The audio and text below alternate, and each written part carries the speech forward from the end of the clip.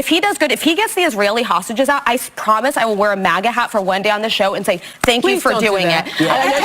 She'll knock it right off my head. But like, you have to be able to cheer for wins when they happen and then call out relentlessly the wrongdoing. Well, a few moments later. This is CNN Breaking News. The breaking news coming in to CNN, a senior Biden administration official confirming that Hamas has agreed to a hostage release and ceasefire deal. I want to go straight to senior White House correspondent MJ Lee with the latest. MJ. So I'm going to go to Alex Marquardt. This is a massive deal, weeks in the making, Alex. It certainly is, if not longer, Pam. We have been waiting for more than 13 months since the last ceasefire deal and since the last time there was an exchange of hostages and prisoners for this moment.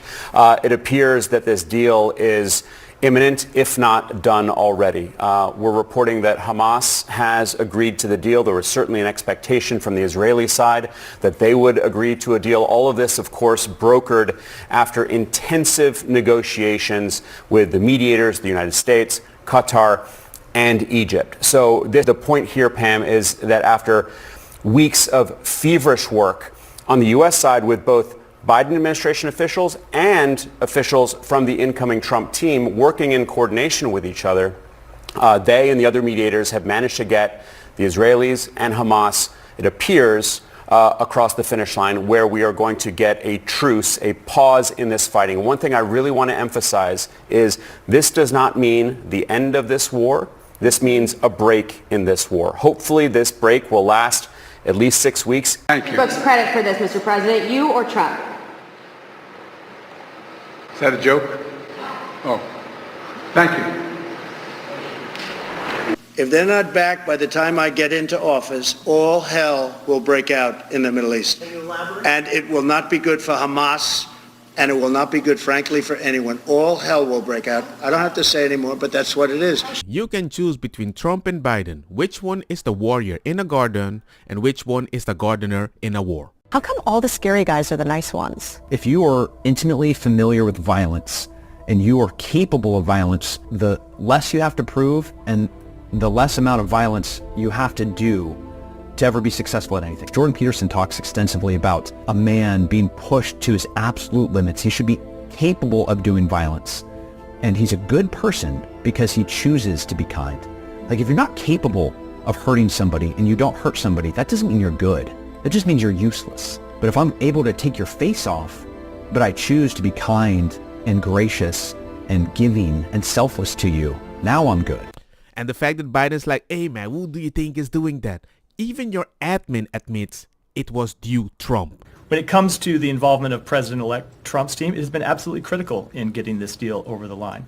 And it's been critical because, obviously, as I stand here today, this administration's term in office will expire in 5 days. And one of the things that we have always said about this deal is that when you get from stage 1 to stage 2, that the United States, Egypt, and Qatar are the guarantors of this deal. And Egypt and Qatar will push Hamas to stay at the bargaining table and to get from stage 1 to stage 2, and the United States will push Israel to stay at the bargaining table to get from phase 1 and phase 2. So obviously those are promises we cannot make on behalf of the United States for any longer than the next 5 days. And so it's critical that all of the parties to the agreement and the other mediators see that when the United States is in the room making commitments, those are lasting commitments that extend beyond this administration into the next one. I would just say, lastly, I don't know if it's unprecedented to have envoys from an outgoing and an incoming administration sitting at the same table negotiating a ceasefire agreement of this kind. But if it's not unprecedented, it's certainly unusual. And we, of course, thank the Trump team for working with this on this ceasefire agreement. We think it's important that they were at the table. Then again, it should be unusual that Democrats and Republicans could work together. Simple. Is that a joke? Then again, you can always expect that, even from a president that has a goodbye message, because there is an oligarchy coming in, going to do a very bad thing. I'm concerned about the potential rise of a tech industrial complex that could pose real dangers for our country as well.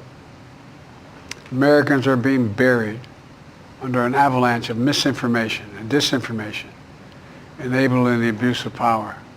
The free press is crumbling. Editors are disappearing. Social media is giving up on fact-checking. The truth is smothered by lies told for power and for profit. We must hold the social platforms accountable to protect our children, our families, and our very democracy from the abuse of power. I think the abuse of power, if you're going to use a third party and that's the only person that can fact check, I prefer a community note that everybody can put their point, like a bunch of doctors together, so we can come to a conclusion, not from one freaking source. Then again, even if they want to post it on the private platform, what did you tell me back in the day? It's a private platform, they can do whatever they want. But once the private platform starts opening the door so more people can have a voice. That's why my farewell address tonight, I want to warn the country of some things that give me great concern. And this is a dangerous that's a dangerous concentration of power in the hands of a very few ultra-wealthy people. And the dangerous consequences if their abuse of power is left unchecked. Today, an oligarchy is taking shape in America of extreme wealth, power, and influence that literally threatens our entire democracy, our basic rights and freedoms, and a fair shot for everyone to get ahead. We see the consequences all across America, and we've seen it before, more than a century ago. But the American people stood up to the robber barons back then and busted the trusts. They didn't punish the wealthy. They just made the wealthy play by the rules everybody else had to. You were the president and they kicked you out. They put somebody else there without an election. Meanwhile, you pardoned your son saying that you're not above the law. I'm like, okay, man, you can't be that disingenuous and be like, oligarchy is coming in. I think the way he's leaving office has been, frankly, pretty terrible. He's going to be remembered for a few things. But politically, it's mostly for when he was vice president, he and Obama sort of ushering in the Trump era initially. And then as he's leaving office as president, bringing back Trump and Trumpism stronger and more popular than ever. Today, Biden has like a 61% disapproval, and Trump is over a 50% approval and more popular, and his ideology is more popular than it's ever been. If everything you say is true, the Democrats should have had no trouble getting reelected in this election, yet they were. It's an issue of a communications failure. I know, and for Democrats, it's always been about communication and no introspection about the policies that led to him leaving office as one of the most unpopular presidents. When I watch this tonight, I remain astonished that he, his family, and other people around him thought he could ever run for another term. I mean, there's no way he could serve another 6 months, let alone another 4 years. The fact that they pursued that farce for as long as they did, to me, remains one of the most astonishing things about this term. So the fact that nobody saw that Biden might be too old, and they finally realized that after the debate, he's good, the good debate.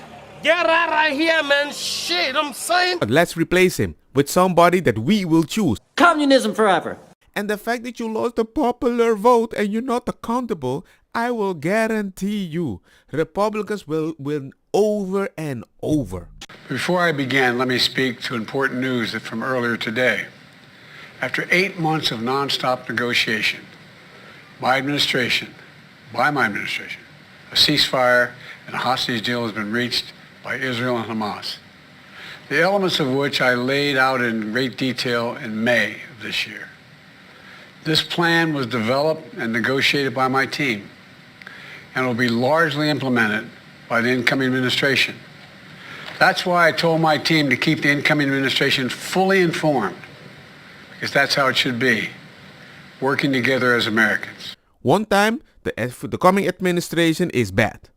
But I told my team to work with that team so we can get a peace deal finally. I'm like, so was that a good thing or not? Because if it wasn't a good thing, why the heck did you work with the team?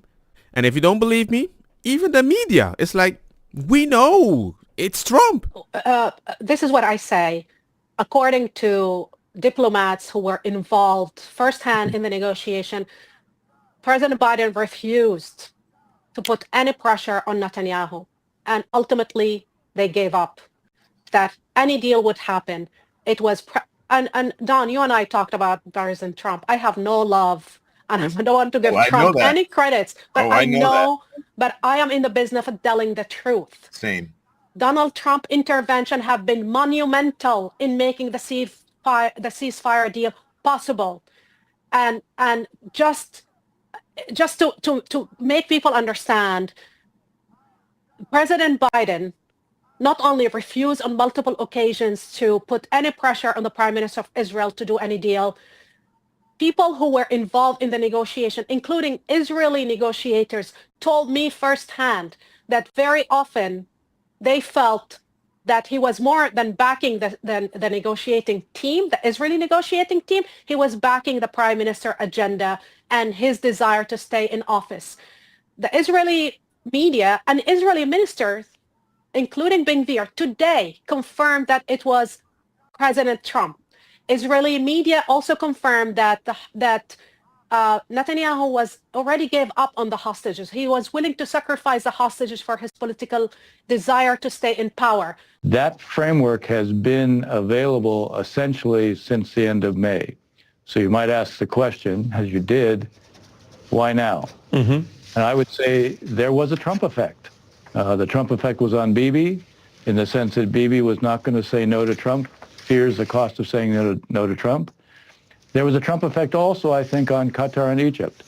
They want to please President Trump, and that means they wanted to show how they could do things that would benefit or be responsive to what it is he wants. Yeah, I'm going to let you continue, but we have some of the reporting on what you're saying, so I want to kind of match it up for viewers. Again, this is a major truce today, and so the Times says what you say, Ambassador, that this was broadly similar to a three-phase framework publicized by President Biden in May with the 6-week ceasefire.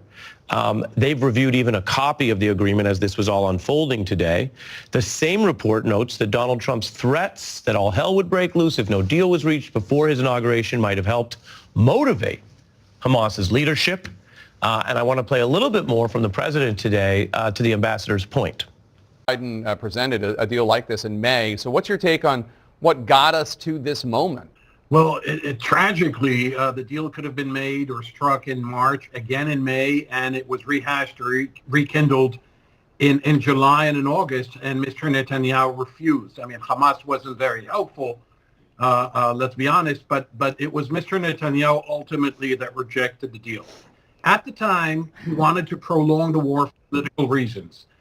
Going into the summer, he said, I should wait for the American election, see what transpires. Once President Trump was elected and became president-elect, Netanyahu set a date, the 20th of January, inauguration date. And he extended the war for no apparent reason, for no utility, for no tangible or attainable goals for months. And so if you're asking what the game changer was, what the reason that brought him to say yes now, as opposed to the many resisting no's in previous months, it was the Donald Trump factor. It's not that Trump pressured him, it's that he's afraid of the unpredictability and transactionality of Trump that Trump is known for, that caused him to say, I better get on his good side and I should do this now. It's very simple. If the message is direct from a direct person, the other person has a bigger chance to respond directly. But I just think, that's just me, that this Netanyahu, sorry that I butcher your name, he doesn't trust Biden in the way that if he says something, something is going to happen. But the fact that Trump says one thing, even if it's unpredictable, what he says, you know he's going to match that energy. So for him to be like, hey, I want to make a decision once I know who's going to be in power, I'm not crazy, but I'm a pattern recognition expert. So in other words, Trump is daddy. Daddy is my favorite adult! And the rest are kids. And if they don't listen to daddy, daddy is not gonna punish you. Daddy is not gonna beat you. She's just telling you there's going to be consequence by maybe cutting your allowance or maybe reminding you if something happens, the cops will arrest you. He doesn't even have to be there. But there's going to be consequence. Don't get me wrong, ako sa kita bong put the fire na mi blonde kush hash purple skunk criollo colombici jam jam turlo que ta verdeta welcome.